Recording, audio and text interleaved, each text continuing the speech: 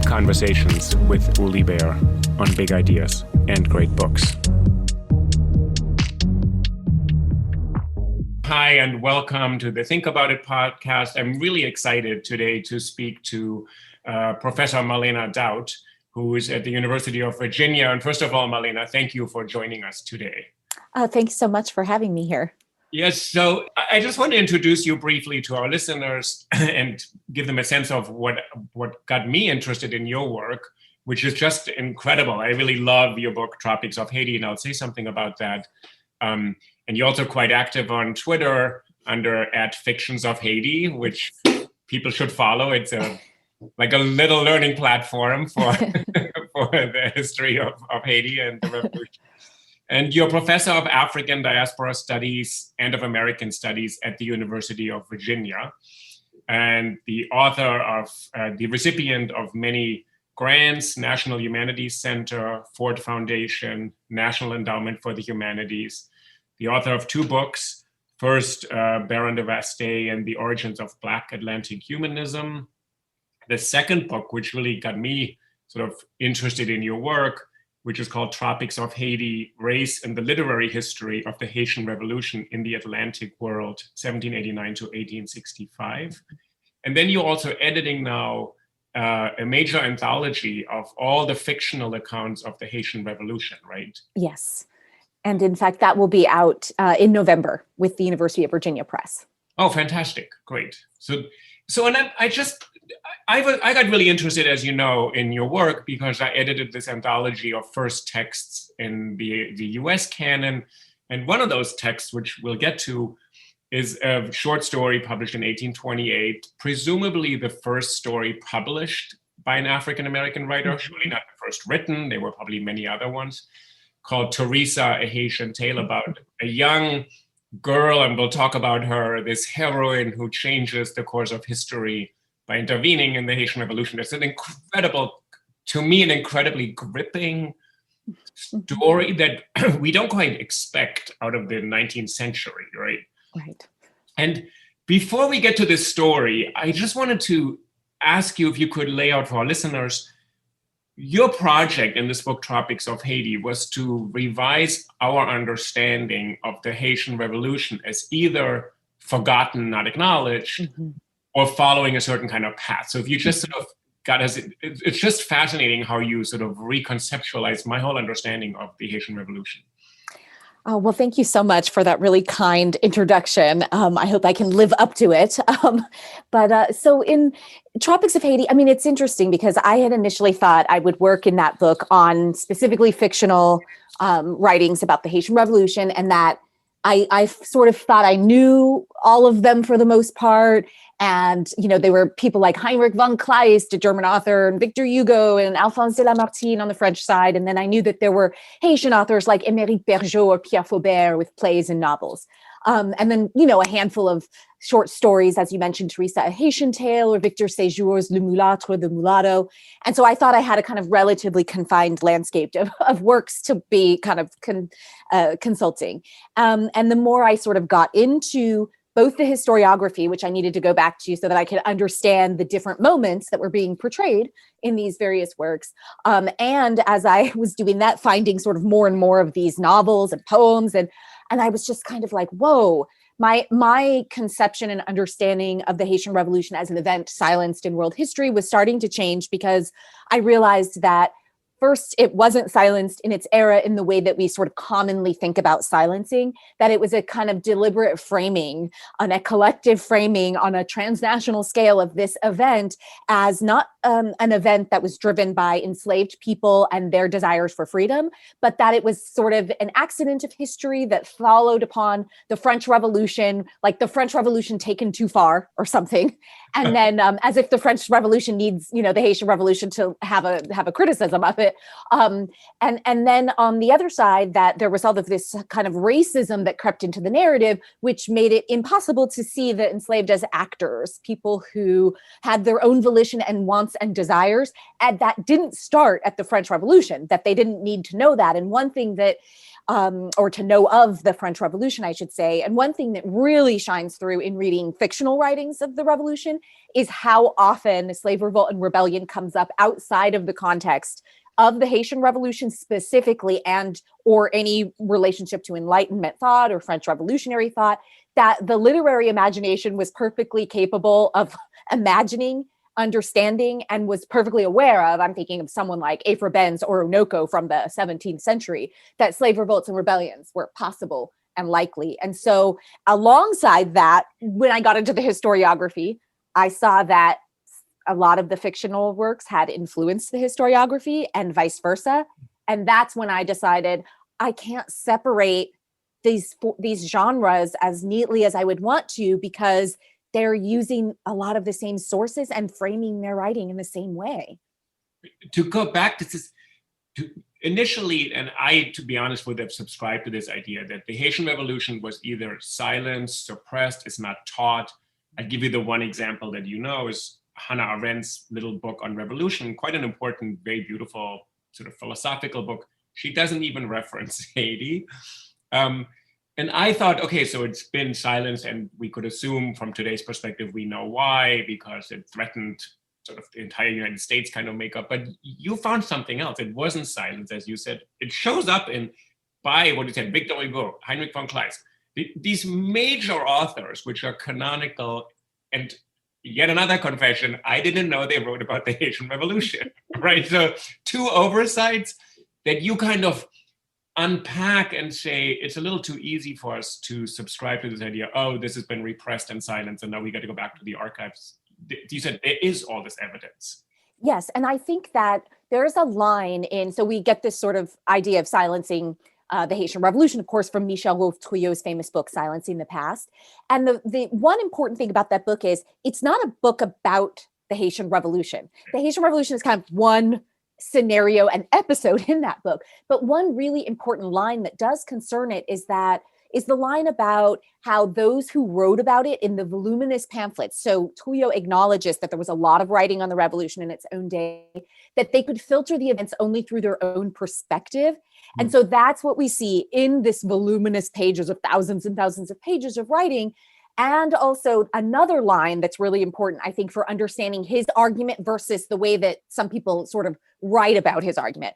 He says, you know, an event is silenced like one silences a gun. So the Haitian Revolution made an enormous sound like a gunshot. But it is true that later historians and writers basically put a silencer on it. And they did that, some of them willfully, they didn't want to talk about it, but there's also tomes of volumes about Napoleon that mention Haiti or Saint-Domingue not even one time. This most formative event in this person's life is not mentioned. His biggest loss, his biggest humiliation is not mentioned in so many of the biographies about him. And at that point, it doesn't even matter if it's willful or if it's just ignorance, because the effect is the same. The Haitian Revolution is not taught usually in French schools, starting to change a little bit. Even on the US side, my students still tell me, never heard of it when we're in class, never the first time, or they heard it in passing, they weren't quite sure what it was. So we still have more work to do.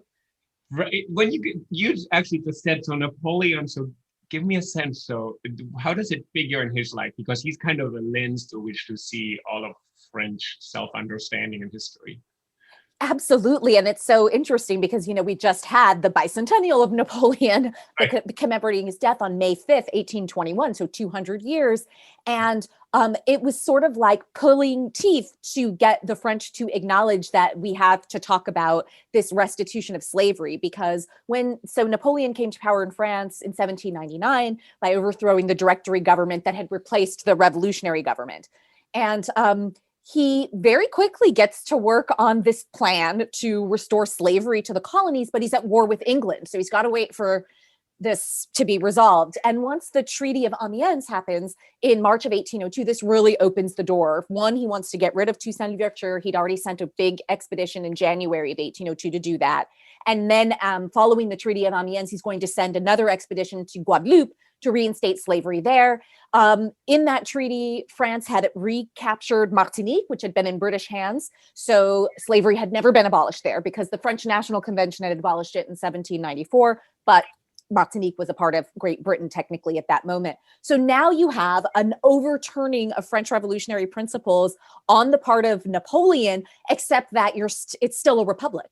So now we have, instead of an emancipatory republic, which is its claim to fame, we have a slaving republic. And that slaving republic will last until 1848. I mean, the Bourbons are going to come back to power, so France is going to get increasingly incoherent. But so Napoleon's legacy as this great and huge hero is partially destroying the republic that is today, that modern France is today, a republic that is still linked to that primary instantiation. And yet there's this silencing around this fact and this part of the history. And what you're describing sounds, with all the differences and all the particularities, there's a kind of analogous debate in America, sort of that America establishes itself as the kind of beacon of hope, of liberty and freedom and emancipation, except we keep slavery. So France, you're saying, wages a revolution in the name of liberty and freedom. And then what I found so fascinating in your book, you say these literary texts introduce this other story. So can you say a little bit about the story, like maybe the Victor Séjour short story, which you can say something about him, but sort of this story of the so-called mixed race individuals and what's at stake there, which for me was really a way, this is how they thought the revolution is not really a revolution. Mm-hmm. So many of the writers, I mean, and what is interesting is that across the spectrum, because there are a lot of German writers, and yet they adopted the same narrative. So something I found was that what I call the Mulatto Vengeance narrative, the idea that it was treacherous people of mixed race or hybrids of some sort. So even though Toussaint Louverture was only sometimes understood to be a person of mixed race, was much more often understood to be the son of African kings and queens, etc. They still wrote about him in this kind of hybrid way. Like he became free, he adopted French principles, he could read. And so anybody who was kind of inscrutable and unable to anyone to figure out to a certain extent, they wrote about within this language of racial hybridity. Like you don't know, are they really for the whites or are they really for the blacks? And they're the ones who are more likely to betray you. And I found that it really just kind of covered up anxieties. It covered up anxieties about slavery, which was the big sort of elephant in the room, but also about what are you going to do when you have a society that is sort of mixed together now?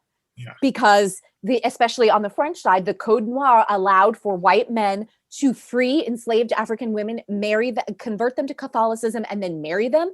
And so in the very late 17th century and early 18th century, you saw a lot of that in Saint-Domingue, which is how you get the numbers to be almost equal. So there's about 30,000 white colonists, and there's also about 30,000, if not more. Some estimates say 40,000 free people of color. How this happens is that in the earliest days of the colony, you had very different policies, which is not to say that anything was more egalitarian. It was about populating the colony and getting people to want to go there, because white women, it was seen as not a good environment for white women. It was too tropical and too hot. And they had all these ideas about like sexuality and what would happen to people there.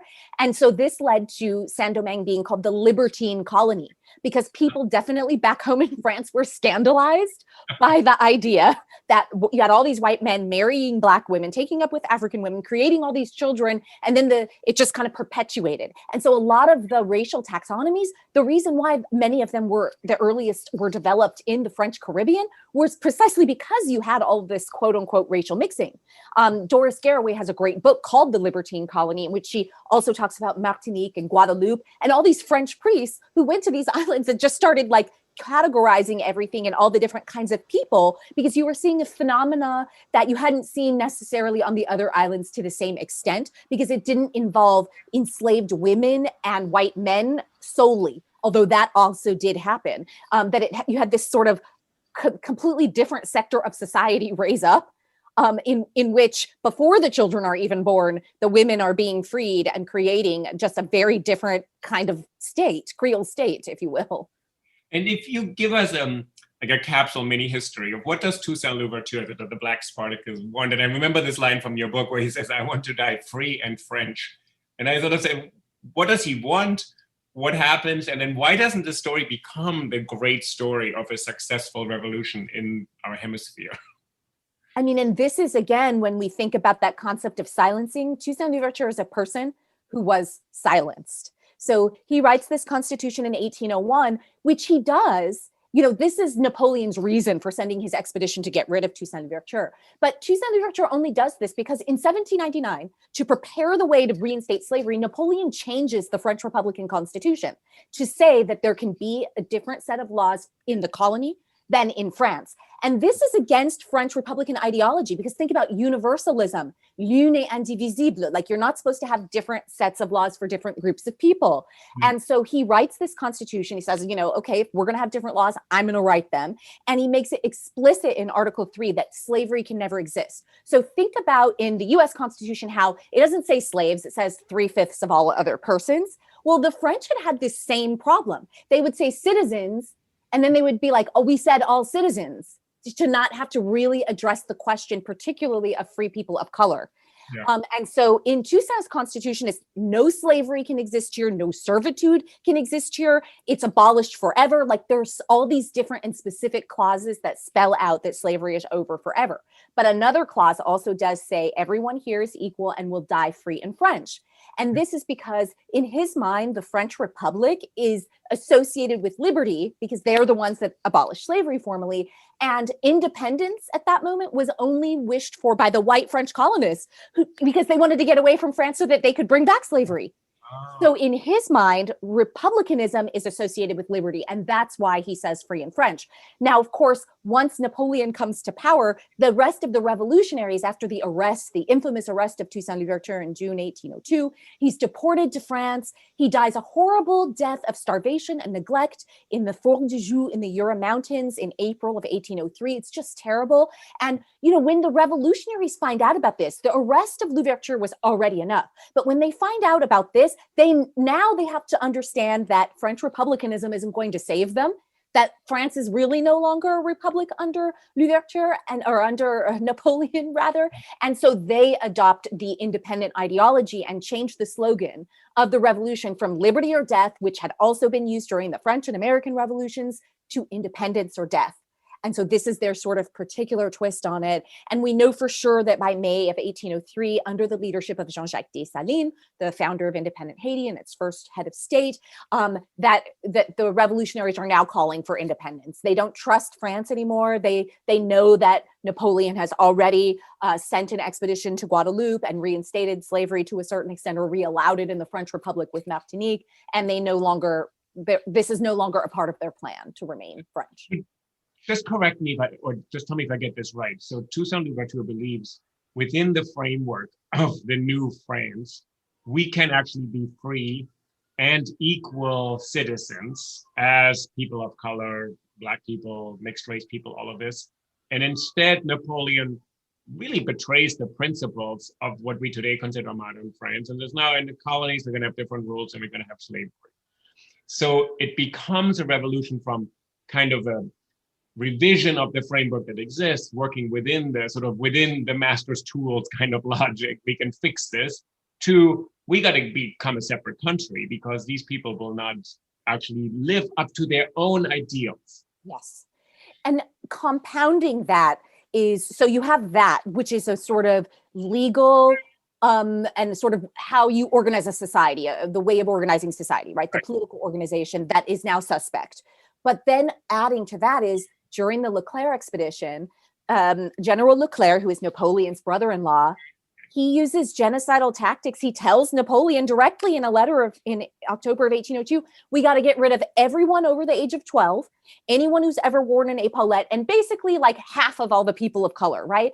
And the thing is, when you look at people's letters from the era, they just agree, like women writing to their daughters, they're just like, oh, if we don't get rid of every last one of them, then, we can't save the colony. And a number of times that French colonists will just write, yeah, we can just go to Africa and capture more and bring more. And so the tactics of, this couldn't be hidden. First of all, Haiti is not that big. It's about the size of Massachusetts, right? And so they start drowning. First, they use this tactic of drowning, which they called the noyade, because during the terror in France, a man named Jean-Baptiste Carrier had used what's called the noyade de Nantes to kill his adversaries. So they use this tactic of the noyade, which is where you do mass drownings on ships, but then the bodies kind of just like float back to shore, right? And so you have all these eyewitnesses on the US merchants saying, this is horrific. You have French soldiers writing in their journals, writing letters back home saying, I'm disgusted at humanity. The smell is atrocious.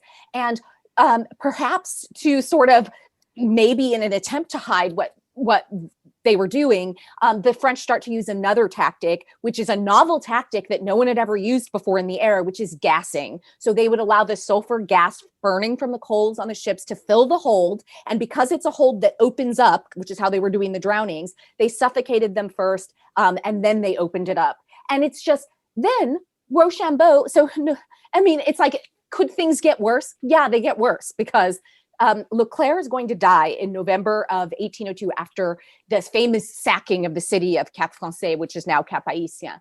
And his second in command, General Rochambeau, whose father had fought in the American Revolutionary Wars, the American War of Independence, decides to use dogs from Cuba to hunt down the revolutionaries. And so there are these letters where he says, oh, they're asking me, how we're going to feed all these dogs, because the French army is starving anyway, because the revolutionaries are so good at destroying their stores and blockading the ports so they can't get their goods.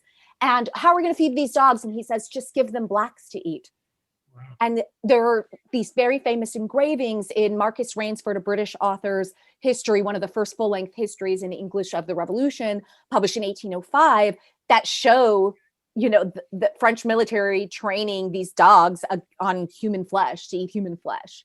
And so this is another reason why the revolutionaries have no desire to be French. They want nothing to do with them. As soon as they declare independence, a man named Louis-Félix Boisrontonnerre, one of independent Haiti's first historians, says anathema to the name of the French. Like, they don't want to even think about them anymore.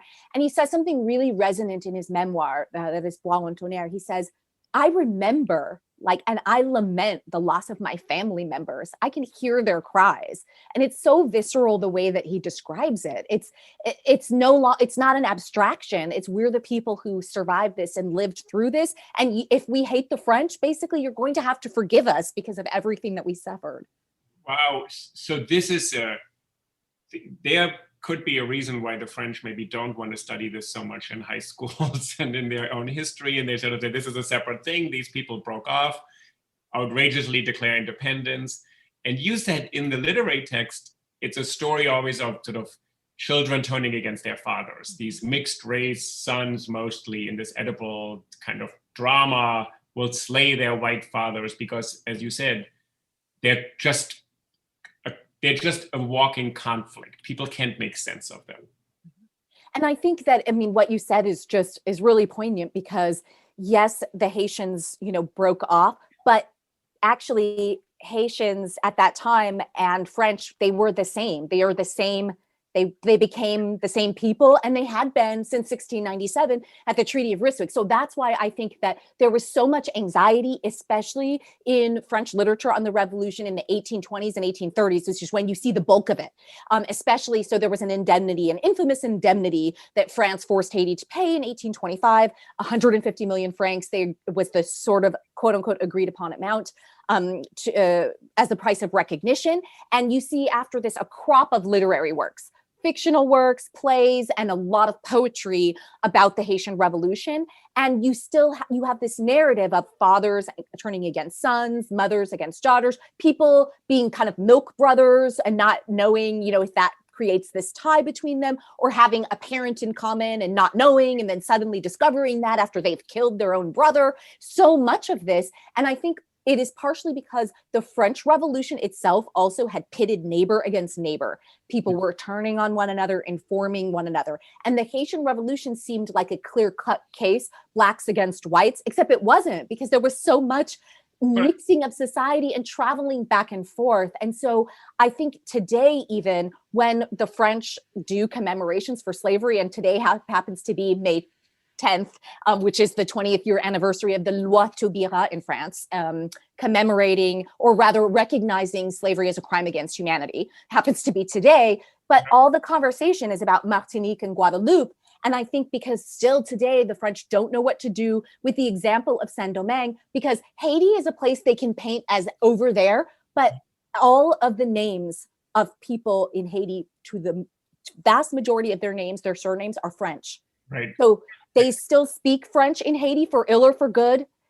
Street names are still written in French. Some of the cities still have the same French names. And so I think that that anxiety was translated, just like today, anxieties are translated on the screen all the time in music.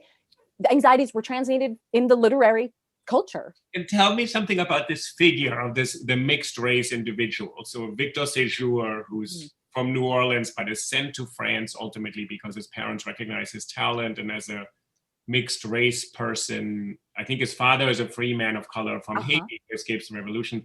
He's sent to Paris and becomes a major playwright, incredibly famous, super popular. And you think one of those stories that I wasn't aware that there were Black writers in France in the 19th century, maybe besides Dumas. So so he writes a story called The Mulatto. And I would be curious, even if you say, what words can we use even without quoting that title right now for an individual like that who embodies this tension or this anxiety?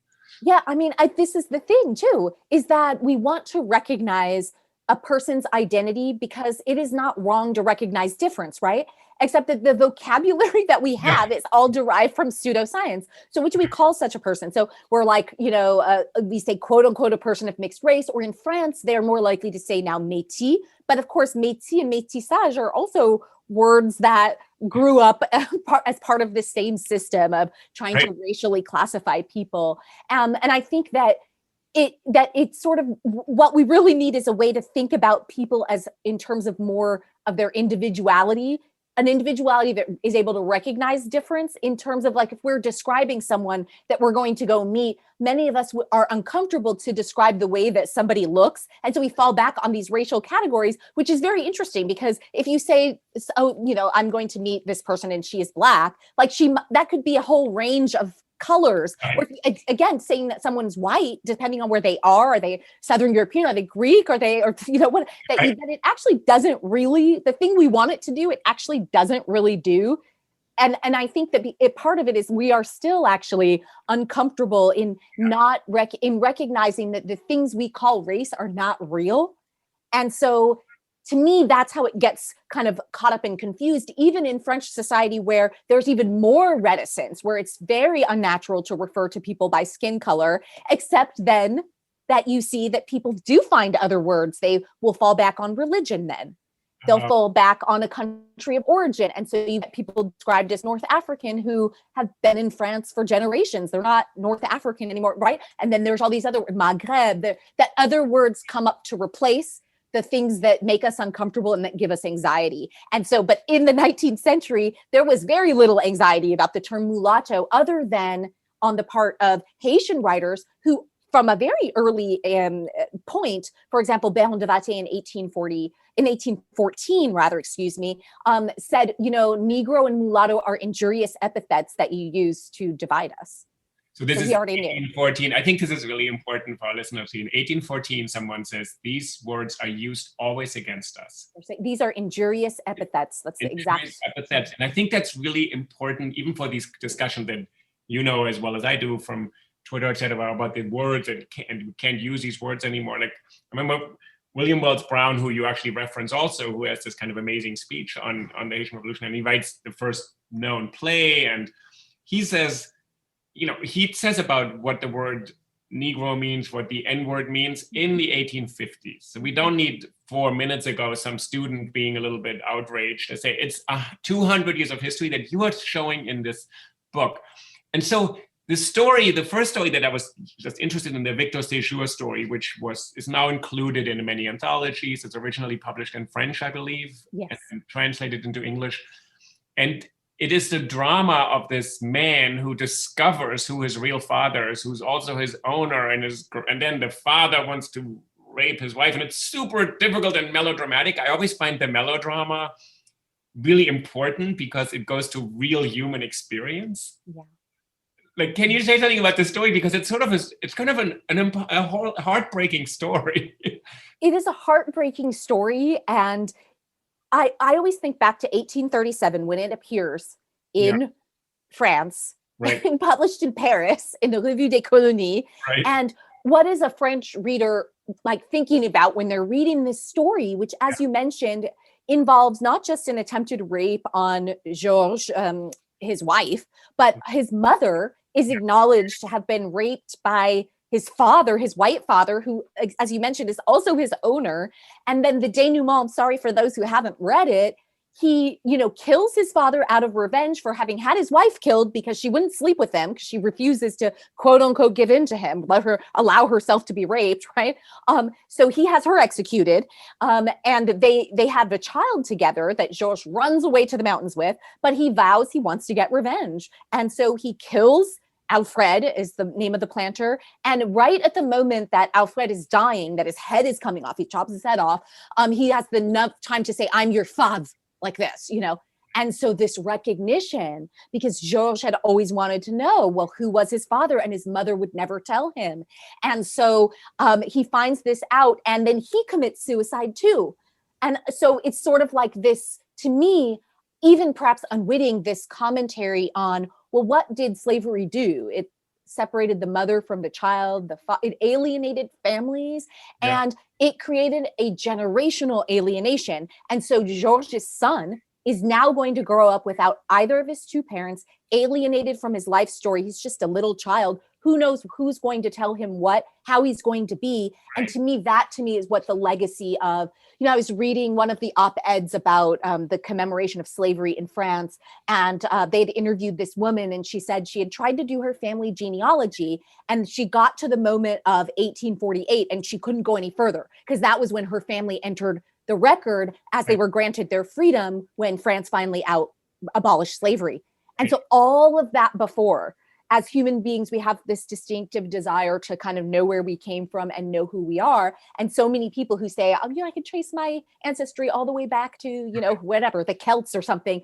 And for so many people of color and people of African descent, this isn't possible because of slavery and because of the slave trade. And so it's remarkable to me that, just as you said, we don't need someone now to tell us not to use the N-word or not to use mulatto or not, because we had people in the era telling us not to use them, right? But we also, it's not new. People's understanding of slavery alienating human beings from themselves and from their own histories and their subjectivity is not new either. It's recognized, and we see it in Sejour's story. Tell me something about what you just said, that there's this kind of terrible fact that a lot of sort of, Black people today cannot trace their genealogy. I mean, there's lots of advances through, Henry Louis Gates projects, these kinds of, DNA projects, et cetera. But let's say there's a kind of endpoint, and that endpoint coincides with a legal or archival moment when someone is entered into the archive.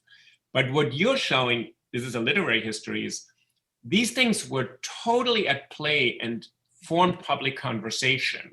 So everybody was aware that their families and people belong to all sorts of groupings. There's all sorts of categories. So I'm kind of interested in how you make sense of literature in relation to this historical record, which just will not acknowledge by default many of these people. Because I think for a long time, I think that this is changing to a certain extent, that, historians, especially with this like huge archival turn that we're seeing, rely on archival records. And even when they acknowledge that the record is incomplete or that it has a certain point of view, which I think has been around for a long time, that historiography has sort of said, we know that we're not like writing up here like the voice of God and like telling the truth. We're telling a perspective based on a limited set of point of views and circumstances that we can kind of unfold. But literature, that is to me the beautiful thing about literature through the ages, goes where historians can't go, because the literary and fictional imagination, first of all, many of these people lived in the era. So a lot of the stories, which is a literary pretense, but a lot of fictions of the Haitian Revolution start out like Robinson Crusoe. Everything here is true. These are true historical events, or Edgar Allan Poe's narrative of Arthur Gordon Pym of Nantucket. But so many of them actually are, like Claire de Duras' Ulrica from 1823 is based on the real life of a Senegalese girl, a Black girl from Senegal who was brought to France and raised in France. And so many, and that's what we find in the Haitian Revolution. They are based on something. They have the characters, they have the names there. So many of the authors in the anthology, for example, we were able to then trace like, oh, they had a parent who lived in Saint-Domingue. Oh, I see. Oh, they had a cousin. They had some family tie. And Victor Hugo as well. René de Chateaubriand, who wrote about Saint-Domingue in Le Génie du Christianisme as well. His father was a slave trafficker. So because those histories were so intertwined, we find that I never make any sort of empirical claim for any of these, but I also think that reading these fictional works should give us pause about what we consider to be the historical writings that come from the era, because they are also based on a point of view and also a romanticization of that person's own perspective. So a lot of the white colonists who left kind of these journals, one's name is Jean-Baptiste Pillet. It's in English, most famously was reproduced and translated by the Parhams as My Odyssey. It's a text from New Orleans. But so it's Mon Odyssée. It was originally written in French in probably the 1790s. It's interspersed with all this like Ulysses sort of narrative and of like himself, and really asks you to have sympathy for planters like him who lost everything. And I always tell my students it's very seductive, because you might say, well, he was just a child and he did lose everything. You have to resist so much of it. And yet it should enter into as a piece of history. This is a person who was there. This is a person who took their experiences. What you remember as a child of an event is also very different. And so I use it in that sense to say, look at the kind of nostalgia that a person who also didn't have who had a certain level of experiences and remembers them a certain way, or was also told them a certain way and now believes they remembered a certain way. And so we get into all these things about point of view. And that's what I think is the beauty of teaching fiction alongside like personal testimonies of the era as well, is because you can really see the magic that point of view does and the damage that point of view does, but all of the different nuances that we must attend to when we recognize this. Well, and you said earlier right now that these literary representations shape how historians actually approach the event. They may then say, well, I'm going to do all this amazing research and then change my own point of view, but they're coming with a mindset. And when you just said there's a narrative of a planter who feels loss, that enters into the public consciousness that, well, they also lost something. So whether that's justified or not justified, or morally right or morally wrong, it starts to shape a narrative. So I think what's interesting, what you're doing with literary text, and I sometimes laugh because I have colleagues, and I've had colleagues who kind of really surprised me, because someone said to me recently, I never read literature. And I sort of thought, well, but you write narrative, but they don't write narrative, they write historiography. So it's sort of this distinction, you're saying this distinction is a little bit a risk to maintain, because historians will rely on frameworks that are culturally transmitted, and they don't come out of historians' works only. Yeah. Like the whole figure, that figure of the mixed race person, what Victor Séjour calls a mulatto, that figure doesn't really enter as really well into census reports and data, because it's exactly a figure sitting on all these margins and peripheries. So literature gives presence to this. And you're saying at the same time, the whole history of the revolution has been shaped by that story. Mm-hmm. Mm-hmm.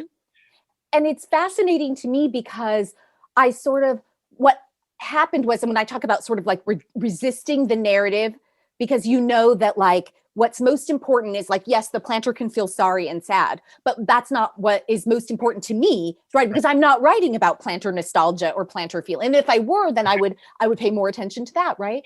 But is that even as the historians saw that in all these narratives, these letters, people were blaming the free people of color because they knew that it wasn't true, based on other information that we have now, that enslaved people had their entirely other organization and other stuff going on that was not distinctly related to what was going on with the free people of color, such that there were multiple revolutions kind of happening at the same time. And so it's not that any of those narratives are wrong. They're each equally true to a different degree. But the fact is that one took precedence over the other. So the free people of color asking for their rights, which was based on the Declaration of the Rights of Man, took precedence in many narratives over the enslaved people, their organization, and what they were doing over here. But so because the historians knew that, it was almost as if it didn't matter what people in the era thought. And so what I was interested in was, yes, we know what we know, but people in the era, because they wanted to make other people believe also that it was the free people of color so that they could further subjugate the slaves. Like, oh, if we give these people their rights, see, then the enslaved are going to ask for their rights too. They propped up this narrative. They deliberately, some of them, circulated this narrative. It was for their own protection because they did not want the free people of color to be on equal footing. And so to me, it absolutely historically matters what people thought, because, and I, living in the United States, I think back to the whole concept of weapons of mass destruction. It absolutely matters what people believed, because they kept telling us weapons of mass, and many of us said, and people we didn't wait for evidence, right? The United States went to war based on an idea. And so we have to pay attention to beliefs, I think, as well. If we go to this story by this anonymous author, Teresa, which is quite interesting and features really sort of in a particular way in your book. So the book, again, for our readers, is called Tropics of Haiti. It's Tropics of Haiti. It's a whole study of the literary history and representation of the Haitian Revolution. In this story, you can say something about this from 1828. There's a woman who changes the course of history. And you actually make quite a bit of that and say, this is something for us to think about. You don't say it conclusively tells us this or that, but can you just tell our readers, and it's just a remarkable find, which Francis Smith Foster discovered this story probably by also going through the existing records of an African-American newspaper that people had not bothered to look at, it seems, right? So she discovered this story only, I think, about 20 years ago or so, right? So can you say that this is such a remarkable short story? And I can tell you this, I sent it to Casey Lemons, the director of Harriet, and I said, can you make a movie? I just sent it to her. And she was like, Uli, I have a couple of projects on my plate. This has to be a movie. I think it's actually a great idea. I mean, Teresa, Haitian Tale was a serialized story that appeared in January and February of 1828 in Freedom's Journal, which is the first African-American newspaper. This story is remarkable because it's not the only writing about Haiti that appears in that journal, and the journal's editors had these very distinctive ties to Haiti and very concrete ties to Haiti. So on the one hand, we see that here's a story with a female heroine for the Haitian Revolution, who, as you mentioned, changes the course of history. And then on the other hand, we see how much interest there was in U.S. African-American communities at a very early date. And so to me, I always say this is like before Harlem, because there's this narrative that the kind of transnational and Black diaspora and Pan-Africanism is a 20th century phenomenon or a late 19th century phenomenon, but it is also it's a phenomenon that is born with Haitian independence.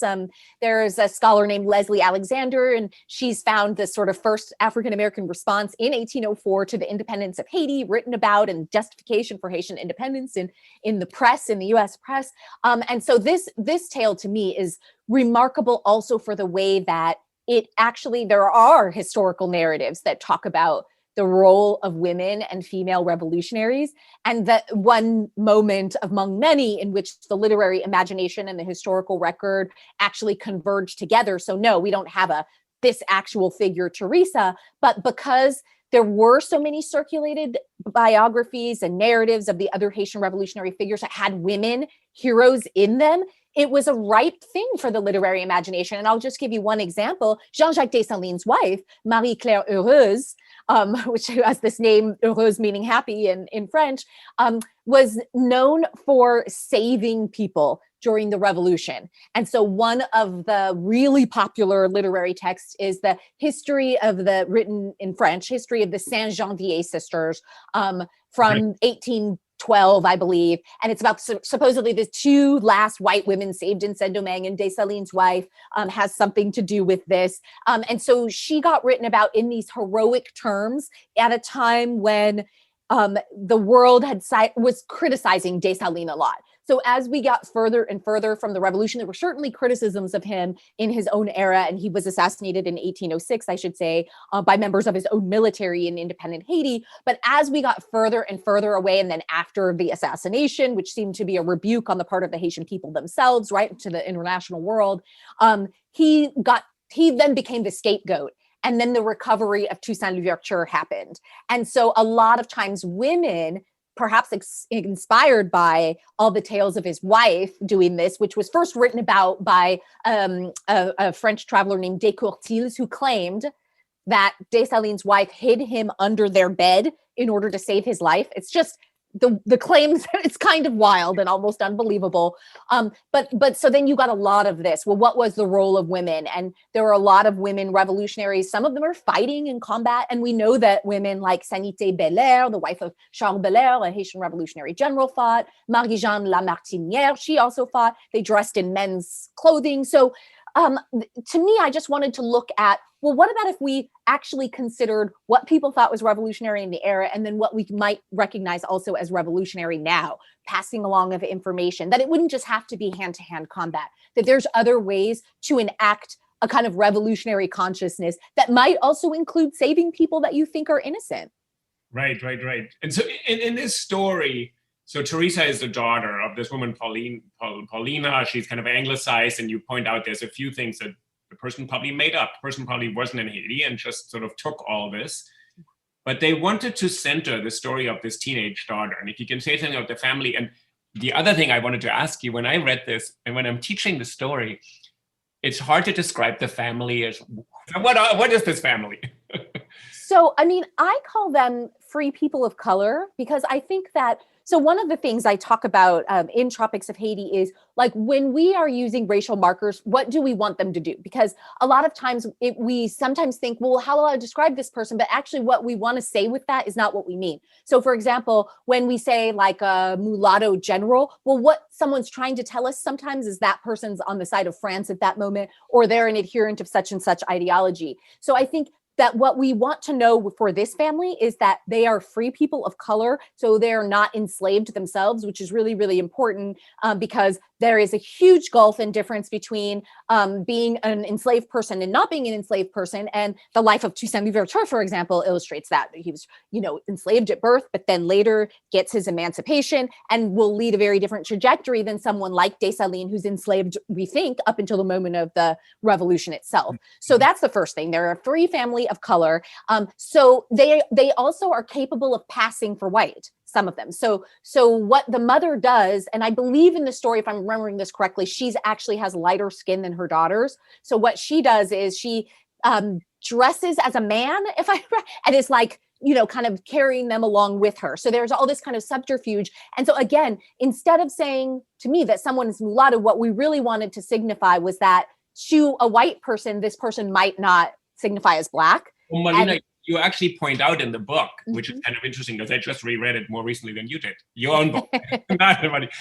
The mother disguises herself as a French soldier because they are trying to get away from this town because she wants to save her teenage daughters from rape and exploitation. And then they run into a bunch of French soldiers. Quickly, she dresses like a French soldier. And then you point out, in the story, we're never told that the mother is probably light-skinned and the daughter's possibly darker. And you say, it doesn't seem to matter to the narrator. But what you are pointing out, which I think is great, as a reader today, we kind of puzzle through this and say, oh, so she is like a French white soldier now disguised and says, these are my prisoners. These are local people of color. But we are shaping this narrative in a way from our perspective. And the story in 1828 let readers just say, oh, how complex. A mother trying to save her daughters. I get that part.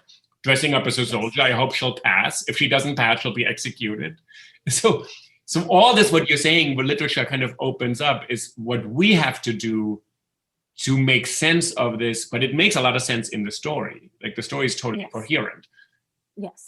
Yes, and in fact, there's a lot of cross-dressing, for lack of a better term, disguising oneself as the opposite gender because, and there's a lot of blackface. There's a lot of white people dressing in blackface to pretend like they're Black. And so again, Are we to say, okay, we need to suspend our disbelief? Like, we understand these to be literary ruses, but then like when you really step back and think about it, I'm like, am I to believe that this person blacked up their face with like shoe polish, encountered the Black revolutionaries, and then the Black revolutionaries were like, oh yeah, you are Black, right? But what is it doing in the narrative? Because the idea is that it is that easy. But then, okay, if it's that easy, then if you peel back that next layer, the entire artifice of race just crumbles away.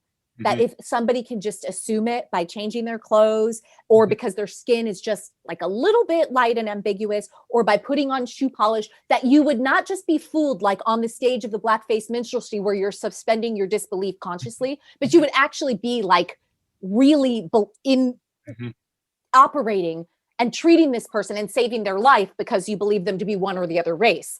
And so even though what it tries to do to a certain extent is reify racial categories, it actually undermines them. Like, they're just things that you can pick up and put off, like performances, because there's a lot of, then the person starts speaking what the French call like pigeon, quote unquote, like they start speaking and adopting these speech patterns that supposedly enslaved people had, and then all of a sudden, oh, they can perform it. And then the opposite is true as well, that we see enslaved people or free people of color also doing this kind of passing. Victor Hugo's novel has a famous scene where they try to figure out if Citizen C is really a person who believes himself to free person of color, or if he's been passing as white, because the Black revolutionaries want to find out.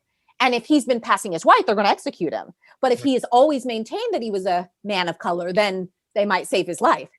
I love this. We should send this to Andrew Sullivan, this kind of self-proclaimed pundit who believes that he said something idiotic a couple of weeks ago, like, oh, what everybody knows, like two people of one color cannot produce somebody of, and you're like, you don't even want to go to the argument, but you think you could read one text from the 19th century, all of which you've analyzed, and there are hundreds, you've discovered hundreds and hundreds of texts, not one, where this anxiety that a contemporary pundit in 2021 exhibits is exactly there. Yeah. I think it's your work doing this and your failure to imagine what humanity actually is. So to go back to Teresa, so Teresa has a teenage daughter, and then she's supposed to be well-behaved, her mother's protecting her, and instead she says, I overheard a military secret. I'm gonna go run away from my family, risk my life, and do what?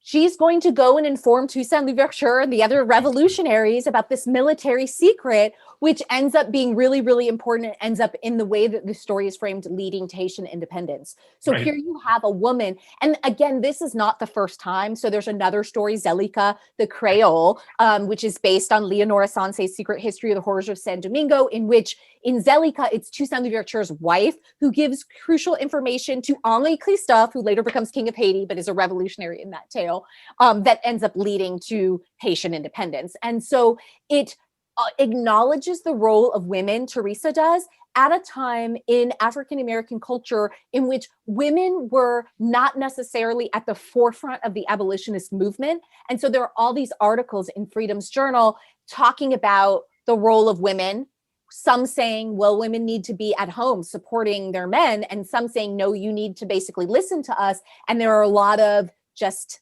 S, like Teresa, Haytien Tale is signed with just S. There's a lot of just initials in some of these arguments, and explicit ones that I talk about that say, you know, women are a huge part of history and their role needs to be acknowledged, because some of the male abolitionists had a tendency to focus on what they viewed as the betrayal of women to the cause of abolition. So in David Walker's writing, sometimes he would say, well, don't let the women know, because if they're sleeping with the planter or something like that, then they might like divulge your secrets. Because this was a huge stereotype during the Haitian Revolution as well, that enslaved women who were having quote unquote relations with their masters would give away secrets, or that the free women of color or courtesans, women of color who were courtesans, would betray the cause of the revolution. And so this is another trope that was constantly used during the revolution to kind of defame women. And so what I'm sort of suggesting is that actually alongside that, first of all, the one way to read that is these women are being defiant and revolutionary. So we read against the grain.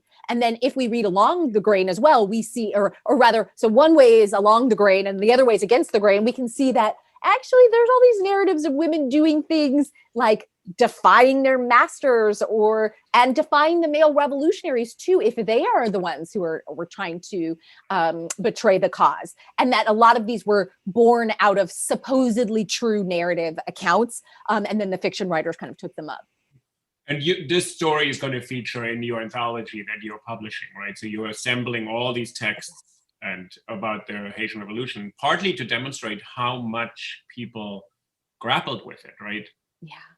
And also, I mean, I think the famous authors have been written about a lot. Like the Lamartines, the Hugos, the Cleists, even Sanse, like they've generated a ton of. We talk about Melville Benito Sereno, which is kind of modeled on a different kind of slavery, Yes. but ultimately refers back and has these semi-fake legal documents. Really, one of those texts here. Yes. So there are certain texts that kind of got taken up over and over again. But I also think that in some of these other texts, which are not as well written, I mean, there's tons of British authors from Ireland, Scotland as well, along with Austria. I mean, there's people from all over the world in this volume. And what would happen if we had just kind of a different perspective on who was interested in the Haitian Revolution? People ask me all the time, well, why was Germany so interested in the Haitian Revolution? I'm like, oh, well, we have to think about, like the Napoleonic Wars. We have to think about all of the things that are engulfing Europe. And yeah, they're captivating. This is captivating the attention of the world. And so what's happening on this seemingly small place actually takes this outsized importance across Europe. And so the anthology will have the Zelikas, the Creole, the excerpts. And then some of them, Zelika the Creole, I believe, is 3 volumes. Harriet Martineau's The Hour and the Man is like 3 volumes. It's like, you can't these are important texts, but you can't really teach them in that way because they're too long. And so part of the wish with the anthology was to say, well, what if you took like a snippet? Then of course, a student or a graduate student or researcher wants to go fuller in depth, they'll read the whole thing. And then some, like Lamartine's Toussaint Louverture, wasn't translated, has never been translated into English, which kind of astonishes me. Even it's in rhyming couplets, so that's hard. It's this play, it's written in rhyming couplets, it's poetic. And so just getting a big chunk of it there and just saying, let's see what Lamartine's portrayal was. And then the other part of it is a ton of Haitian authors. So there was this feeling that Haitian authors didn't really take up the cause of writing about the revolution until the 20th century. And that wasn't really true. We knew of these other cases, but when I put them all together, you see that there's tons of poetry, that there are short stories. The first play authored by a Haitian author on the Haitian Revolution was in 1804 by Pierre Fligneau. It's called L'Haïtien expatrié, the expatriated Haitian. Like they didn't wait. It was immediate, you know. And I think what's great about this project is it does several things. And I think over the last 50 years, we've seen so much revisionary, really productive scholarship. And then some key texts are including Toni Morrison's Playing in the Dark, which you referenced, where she says what she called kind of Africanized figures in American fiction serve a real purpose to actually stabilize a kind of white fantasy about itself. Edward Said, who kind of combs through with many of his students literature. So there are Black people in English literature. There's, not only in Jane Eyre, sort of the Mad Woman in the Attic, but there's a lot of presence. But you're showing something else. You're saying, no, people produced literary works about their own experience. And it wasn't in the corners of a book, a hidden figure you have to kind of sort of trace and track, but actually say it was a vibrant discussion. Mm-hmm. And I want to conclude, you have this really interesting discussion about Teresa. So you say there's the woman who really has to be credited, Frances Smith Foster, who really did a lot of work to really bring the story to people's attention. She said, I have a hard time calling this a feminist text. And you say, I actually kind of would go close to calling it a feminist text. And I think if it's about a 17-year-old woman who changes the course of history, brings Toussaint Louverture at great risk to herself, and disobeys her mother, like, what is not feminist about it? And she also says, like, oh, I could go and like get married or be like, concerned with my love life, but I'm not. Like, I'm much more concerned. So there is a nationalist narrative there as well, but there is also no, actually, like, I don't. And this is what I meant when you look at the pages of Freedom's Journal and you see this like domestic argument that a lot of the male authors are making, like, oh, domesticity, be the faithful and dutiful Black woman, right? And here we have a tale where the character is a young girl and is not interested in this. Her mother is also dressing as a man, defying like soldiers' orders, pretending that she's a soldier, picking up identities and discarding them. And again, showing the poverty in terms of thinking that identity is stable in the first place, but also that that these women have agency that they are willing to use. They're not people who solely need protection. And even though, you know, Teresa is imperiled, like she knows that what she's doing is very, very dangerous because she knows that if she's recognized as a woman, like this puts her in all kinds of danger.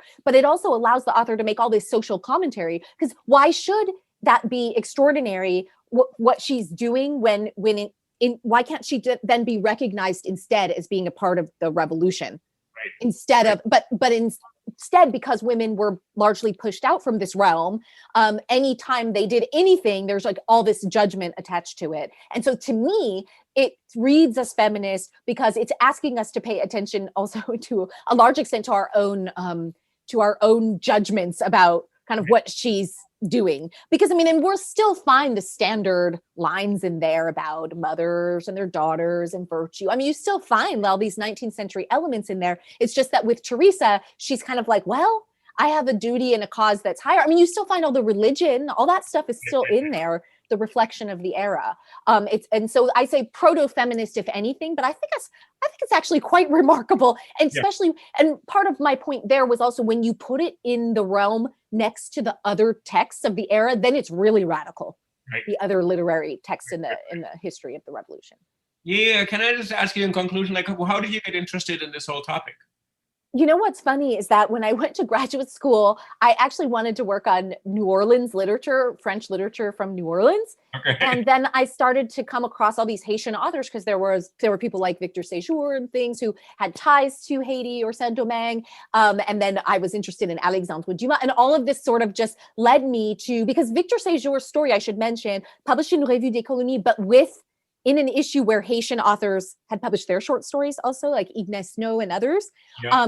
And so I was like, oh, well, let me take a look at this. And again, was one of those things where even though I'm Haitian, I knew Haitian authors like Edwige Danticat, like contemporary Haitian authors, but I was not aware of the vastness of 19th century Haitian literature, including poetry and plays and novels. And so once I started reading it, I just could not believe, one, that I didn't know about this, and then two, that it wasn't more studied, that there weren't more studies of it. Just the key authors like Émeric Bergeau, who I talk about in Tropics of Haiti, was written about. And one of my colleagues here at the University of Virginia, Anna Brickhouse, had written about Pierre Faubert in his play, Auger ou le préjugé de couleur, Auger or Color Prejudice. But that taken as a whole by kind of Anglophone scholars, people outside of Haiti, that it was almost like no one was interested. And that was fascinating to me, even on its own. Like, why would we not be interested? Like, we're interested in the Haitian Revolution, but we're not interested in like what the people of Haiti produced. Like, so there was incongruity there to me that I wanted to just explore. No, it's so great, Marlene, with the work you're doing. I mean, it's like, you know, as you know, Ada Ferrero is a colleague of mine here who's really shifted, I think, the kind of historical awareness of the Haitian Revolution. Sibylla Fisher, one of my former students, Gabrielle Seville, who is a poet, who's also, you know, shares his background. But I think what you're showing is that we don't have to be so desperately looking at, oh, the history, there's no history, these people are silent. You're saying, actually, not at all. There's a huge, vibrant discourse, and it takes a lot to get through and sort of make sense of. And I think the wonderful thing about this conversation, you keep on saying our contemporary conceptions are both not adequate, but also shaped by some of these things. And if we go back to these texts, we can actually, we have a moment to rethink our own conceptions in a really creative way. I think that's actually what's hilarious. Like, it's more creative in 1828 sometimes than today's debate. You know? Yeah, and that we, just as you mentioned, you know, we say, why isn't there like a major blockbuster film on the Haitian Revolution? Oh, it would be so hard to write a script. And I'm always like, no, it wouldn't, because we have such great material from what was published before that either one of the older stories could be adapted and made into a film, or that could be seen as the basis. And it's like, we don't actually need to reinvent the wheel. And in fact, it might be harder for us because we could just listen to the works that were already, and read the works that were already published, and understand how popular they were, that people went to go see during the Harlem Renaissance, Langston Hughes plays on stage, and C.L.R. James, etc., Derek Walcott, all of that. So our listeners, I just want to point them to sort of on Twitter, it's @Fictions of Haiti, which they should follow, because you'll learn an enormous amount by all your posts. And I love your kind of vibrant sort of participation in, should friends commemorate this or not? Like, it's great. No, it's really great. And it allows us also to see our own debates in America in a different kind of, from a different angle. So I think that's really important. And your book, Tropics of Haiti, people should look up. And then the anthology is coming out with the University of Virginia this fall. So I want to thank you for being on the Think About It podcast. I'm at Uli Baer on Twitter. Think About It is also on Twitter, of course, for people who can find out about new episodes. And I would love to have you on again about another of the texts. And when the anthology comes out, maybe we can just sort of celebrate that publication. That would be great. Thank you so much. I really enjoyed the conversation. Thank you. And so I guess today is a commemorative day to celebrate, I guess, the law to recognize the crime of slavery in France. So let's acknowledge that. All right. Thank you so much. Thank you. Okay. Bye-bye. Bye.